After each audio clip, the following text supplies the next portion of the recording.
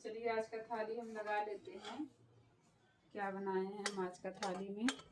ये रहा गर्मा गर्म चावल बनकर तैयार है। इसको हम फैला लेंगे, बहुत गर्म है।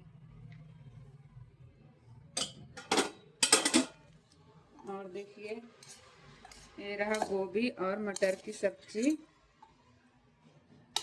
जो कि आज हम सारा सब्जी चावल के ऊपर ही लगाएंगे। और ये रहा बीन्स और सीम की सब्जी।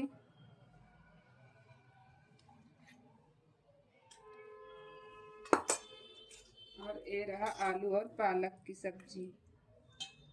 तो आज का मेरा सिंपल और स्वादिष्ट खाना यही रहा।